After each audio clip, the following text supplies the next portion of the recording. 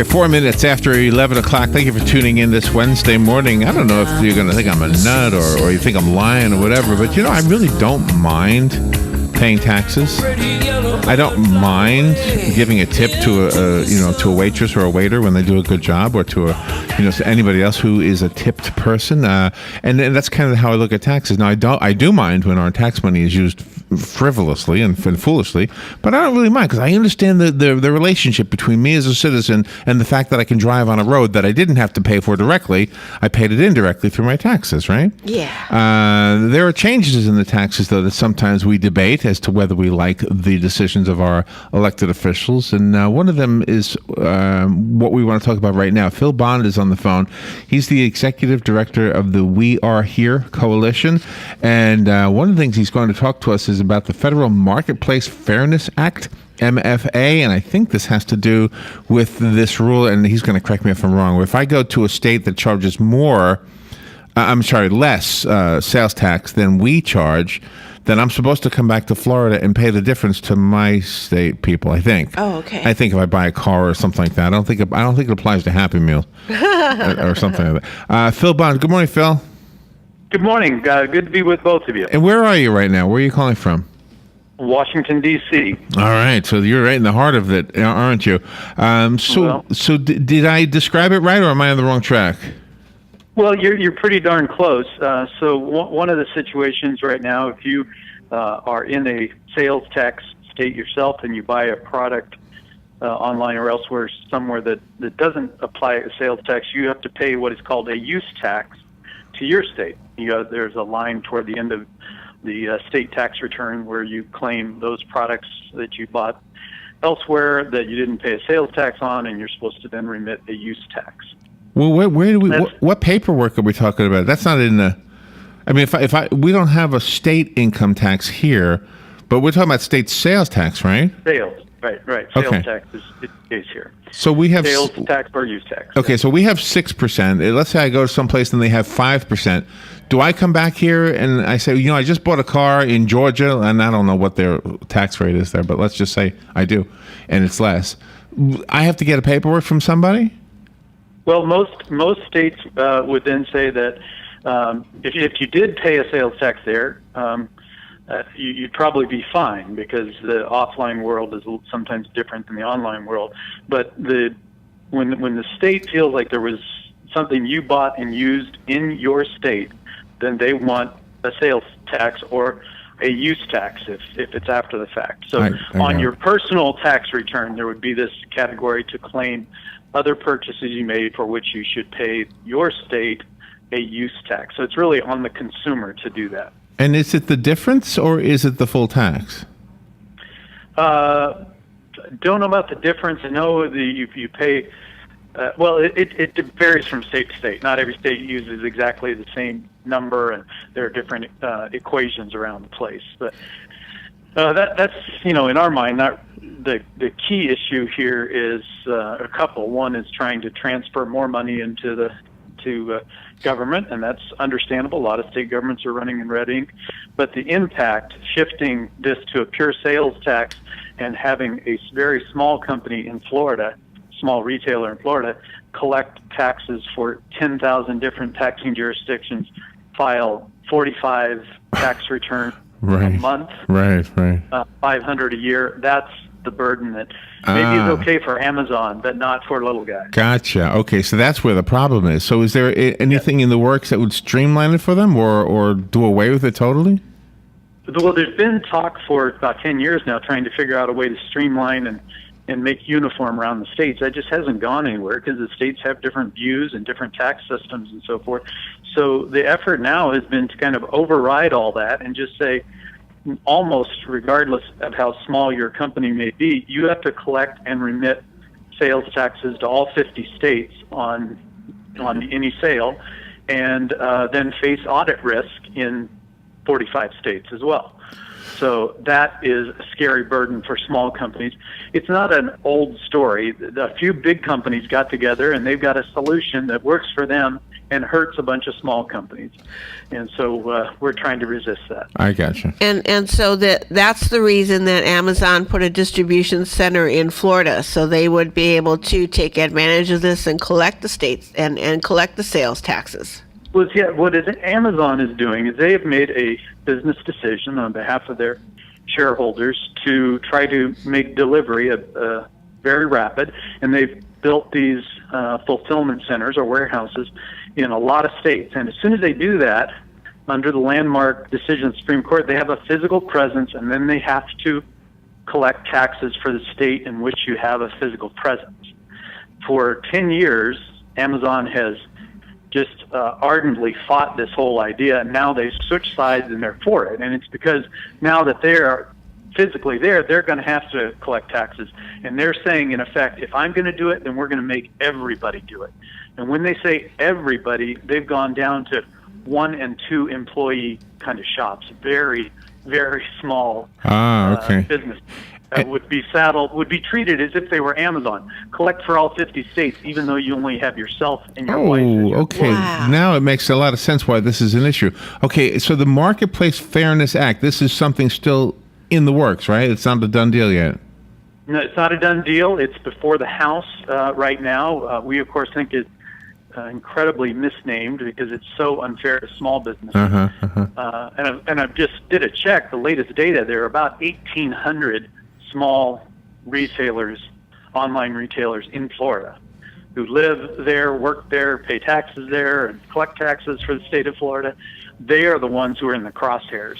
We could see just thousands of them disappear because of this audit risk and the tax collection burden for 10,000 different taxing jurisdictions. That's crazy. So just for a second, I don't know if I'm playing devil's advocate or not here, but to give the benefit of the doubt to those with good intent, let's just put it that way, is there anything that you guys are doing instead of trying to prevent it totally, but rather to change it so that it becomes more fair and easier to handle?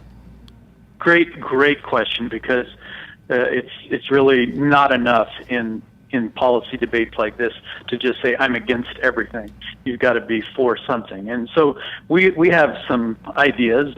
We do think the current law is better because it's based on where you have a physical presence. But if people want to reform it and truly level the playing field, not tilt it, then we should do in the online world what we do in the offline world.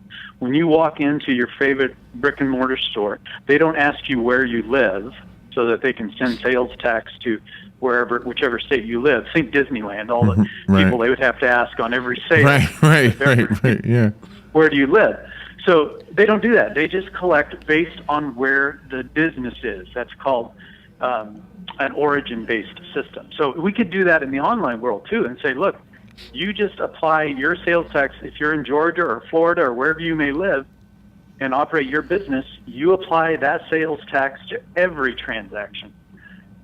But not have to collect and send 50 different states and face audit risks. I mean, the idea of state auditors being able to roam the internet and go after companies outside their own state, I don't think it's something most Americans would support. So make it an origin-based system. Do exactly what the brick and mortar guys do, which is just apply my local tax. Well, that seems reasonable. Are they listening to that?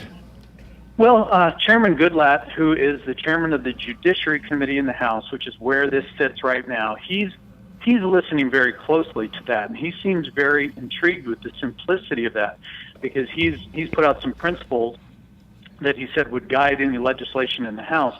One of them is no regulation without representation, meaning you can't regulate a company outside your state borders. And he said it should be simple, this is simple, and technologically neutral, meaning not a different standard for online versus online. Okay. So this meets all those tests. It's simple, it's what they do in the offline world, and it only means you're regulated by those where you live and work. Okay. Wow. In a very short period of time, you helped us understand this, I think, pretty clearly. Good. I'm glad. Very clearly. The challenge when doing a radio show, though, especially a very short one like this one, is getting the information out there. So that's why websites have become a hugely important part of what we do on radio. Do you have a website that our listeners can go to? You bet. It's weareherecoalition.org, because we're a nonprofit, and it's the letter R, and then here, coalition.org. And some of your listeners, and maybe you, recognize that from Horton Hears a Who, another famous story of seemingly invisible people who were shouting to be heard, and that's how our small retailers feel. I like that. Well, thank you for being on the air. I hope the weather is as nice up there as it is down here today. It is very nice. It is. weareherecoalition.org. Remember, it's not the word R, it's the letter R. So the letter R, here, coalition.org. Phil, thank you so much. Thank you for what you're doing. I think we're a small business. Radio's a small business. Yeah. So. Yeah. No, and the idea of being regulated by all 50 states when you're operating in one just goes against the grain for most Americans. Thankfully, we have some members like Ron DeSantis down there who've kind of seen what the issue is here and stood up to some of the bigger companies and standing up for those 1,800 small retailers in Florida. Well, good. I'm glad we do have smart people doing these things. I don't know how I would. I mean, you guys are amazing with the way you work these things. Well, thank you for taking time out of your day to be with us and explain this. And we will make sure that Robin already has the website you gave us, by the way, on our site. So for those listening, you can just check it out there. Thank you so much. Thank you, and come back. Yep, will do. All right, we'll take a break, and we'll be right back.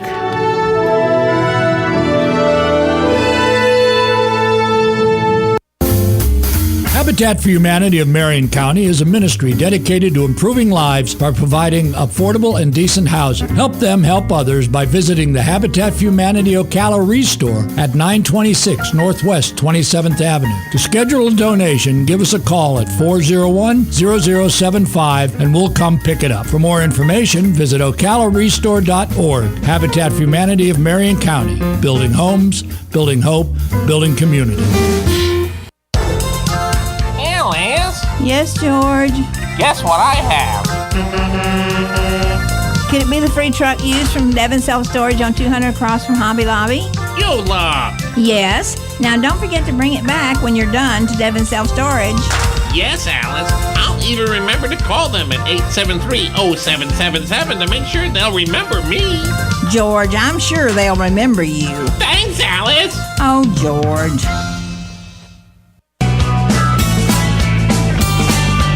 Hi, this is Isaiah. I'd like to introduce you to Phoenix Infinitum LLC, which is a service-disabled veteran-owned small business right here in Ocala. Phoenix Infinitum is your one-stop tactical outfitter with tactical gear made to exceed military specifications like backpacks, range gear, canine equipment, armor carriers, and medical supply bags, manufactured right here in Ocala. We also offer concealed weapons and tactical training classes conducted by Force 4 Training. Phoenix Infinitum is located at 851 Northwest 24th Court in the Bryan Industrial Park. Visit us on the web at phxunlimited.us. And don't forget to like us on Facebook. Or just give us a call to see how we can help. 352-351-3535, 352-351-3535. That's 352-351-3535. Phoenix Infinitum, purveyors of awesomeness.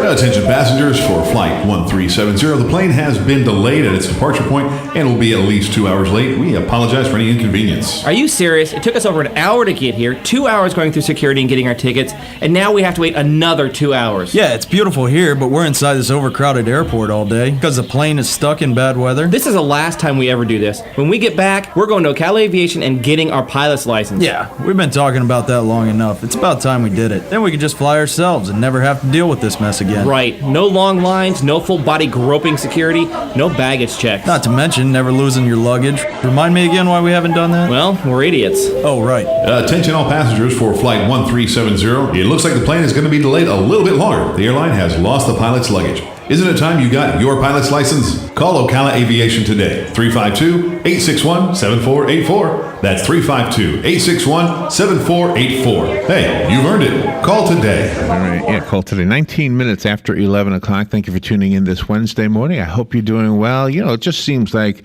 yesterday that we were debating the Affordable Care Act. Well, it's too late to debate it now. It's the law of the land, and I suppose our elected officials might be still debating it. But right now, you and I, the average citizen, had to abide by that. Well, the way I understood it, you had to abide by it by March 31st if you wanted to be subsidized. I think that was the thing, right? Yeah. You could still buy insurance right now, but you wouldn't be right? Okay, that's right. Maybe I'm misunderstanding. Yeah, no, you're right. Well, I wouldn't be alone if there was something confusing about the Affordable Care Act. I think a lot of us were confused about it. We, as radio hosts, tried to make sure that we were accurate, and we're probably still not accurate, but we have guests who are accurate. Ken Kerr is on the phone. He's the vice president of Phoenix Healthcare.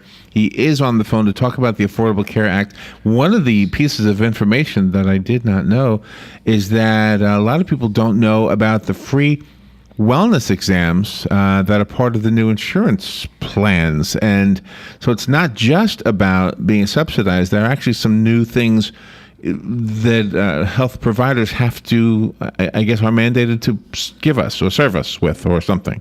Oh, wow. Am I saying that right? I might be totally wrong. Ken Kerr is going to correct everything I got here. Ken, good morning. Thank you for being on the air with us today. Good morning. Good morning. Thank you for having me. You're welcome. And where are you? Where are you calling from? I am in Raleigh, North Carolina. Oh, okay, not too far away. I love that area, by the way. I love Raleigh. Oh, yeah. So, tell me about the wellness exams. Is that something insurance companies are mandated to offer now? Yeah. By the way, everything you said so far was correct. Oh, good. Yeah. There are a number of things that are now standard with insurance. Wellness visits is one. Immunizations, some contraceptives, and some medication. So when you sign up, you're going to get, if you go for your annual wellness visit, it's going to be at no cost. And to your point, most of the uninsured are unaware that these are part of new insurance that they can acquire.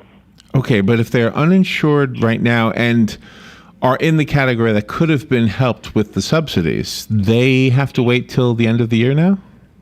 Yeah, that's correct. It opens up again in November for next year, and the idea there was that people that are uninsured often have the attitude that I don't need insurance, and insurance is one of those things that you don't need it until you need it. And so they don't want people waiting, and then when they get sick, decide, oh, gee, now I need health insurance. So, yeah, right. And it also acts as an inducement to go ahead and get signed up now rather than later. Okay. Now, how do I approach this one? Let's say somebody did so. Let's say somebody needed the help. They signed up before March 31st, and they got in. Now they've got insurance for the first time in their lives. And we've heard the talking heads on radio and some on TV who never gave in, never surrendered, and they still oppose it.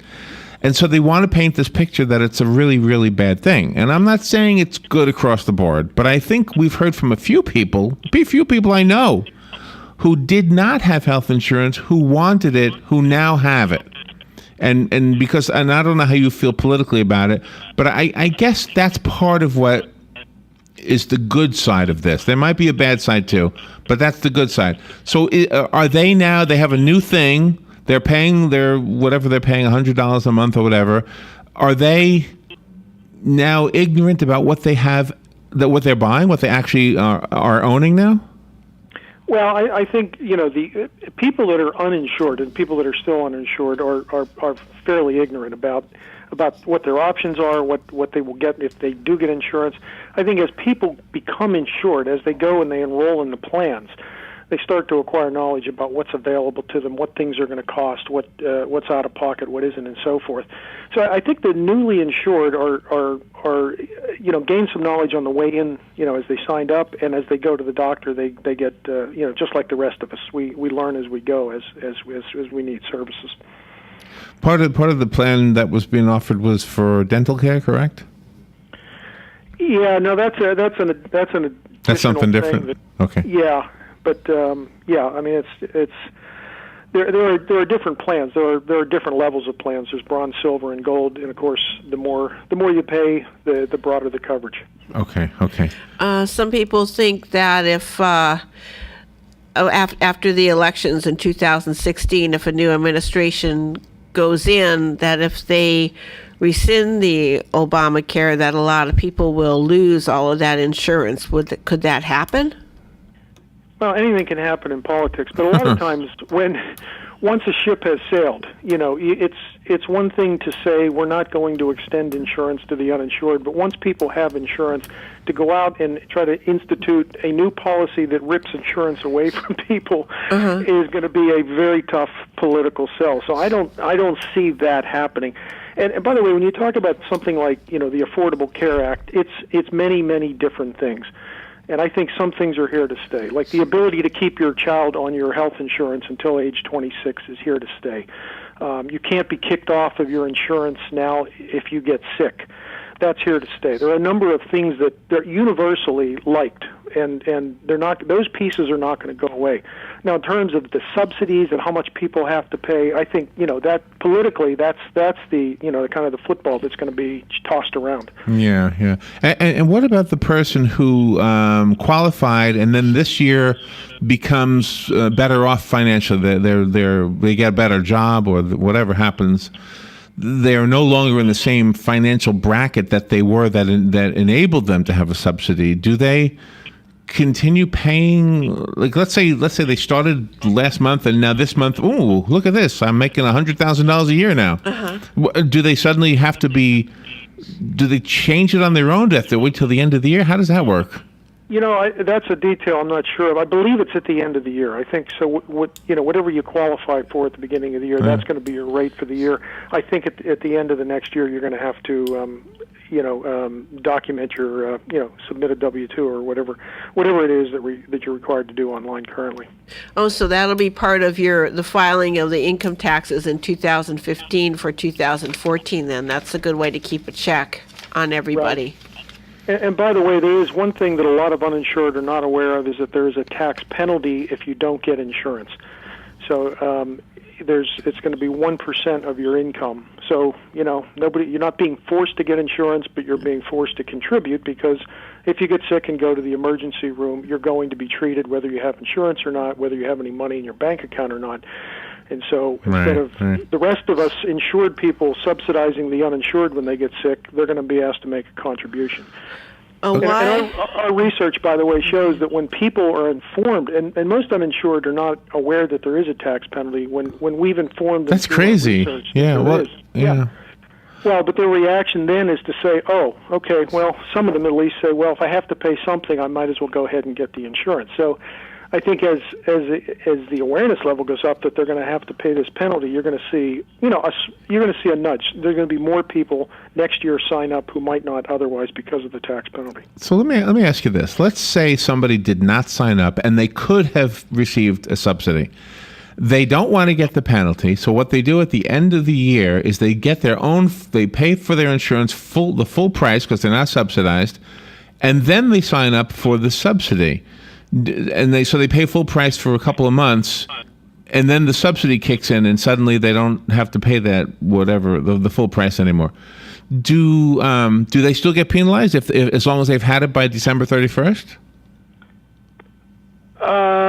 That's a good question. I don't know what the cutoff date is. I think the cutoff for getting the subsidy was, of course, March 31st. Right. The date's passed. But I mean, you're asking IRS questions now. Okay.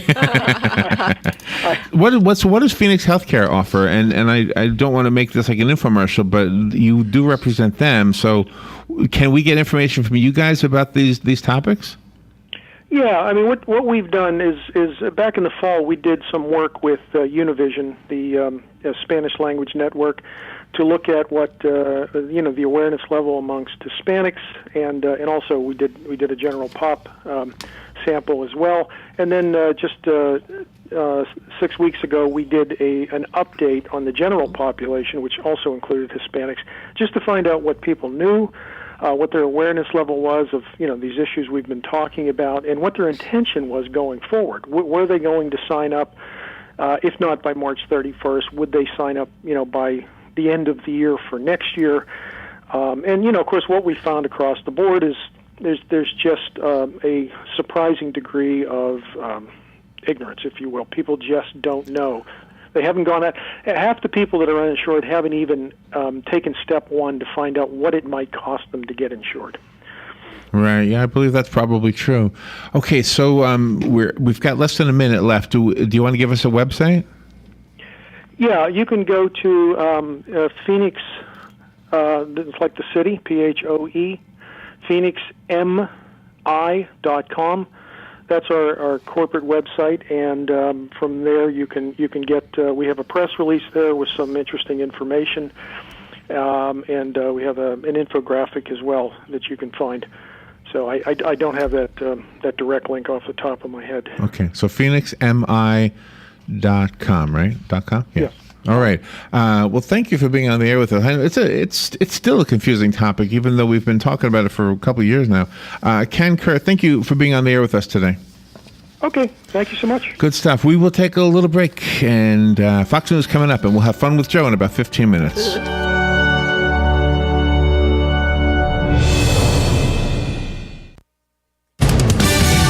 Fox News Radio, I'm Lillian Wu. The president on his 8-day Asia trip. The first stop, Japan. The president going into a dinner meeting with Japan's prime minister, who was expected to press for a clear